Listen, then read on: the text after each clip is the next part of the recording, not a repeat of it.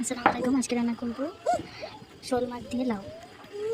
এই শোল মাছ দিয়ে লাউ রান্নাটা এত মজা কি আর বলবো। এটা আমাদের গ্রামের একটা ঐতিহাসিক রান্না, যেটাকে বলা হয়।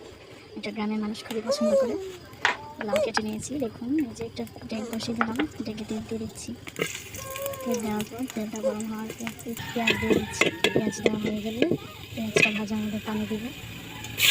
পানি দেওয়া হয়ে গেলে মশলা দিয়ে দেবো, ধনিয়া গুঁড়া দিয়ে দিলাম, মরিচের গুঁড়া, হলুদ, লবণ সব একসঙ্গে দিলে ভালো করে কষিয়ে নিচ্ছি। কষানো হয়ে গেলে দেখুন টমেটো, লেজ, কেলা, মাথা সব একসাথে দিয়ে দিচ্ছি।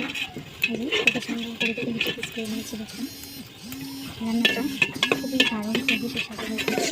আপনারা অবশ্যই বাসায় ট্রাই করবেন। এবার মাছগুলো সুন্দরভাবে কষানোর পরে যে আমার লাউ কাটার ভালো করে ধুয়ে নিয়েছি। লাউটা আমাদের গাছের লাউ, সুন্দর করে ধোয়া হয়ে গেলে যে লাউটা দিয়ে দিচ্ছি। আস্তে আস্তে দিয়ে দিয়ে লাউ দিয়ে দিই।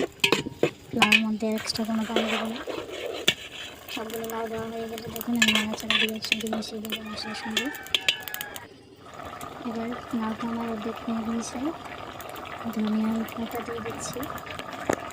ধনিয়া পাতা দেওয়া হলে নাড়াচাড়া দিয়ে আবার ঢেকে দেবো সব ঘ্রাণ বের হওয়ার জন্য। এই যে আমার লাউ রেডি। ইনশাল্লাহ অনেক মজা হয়েছে। মাশাল্লাহ, সবাই বাসায় একবার ট্রাই করবেন। আসসালামু আলাইকুম।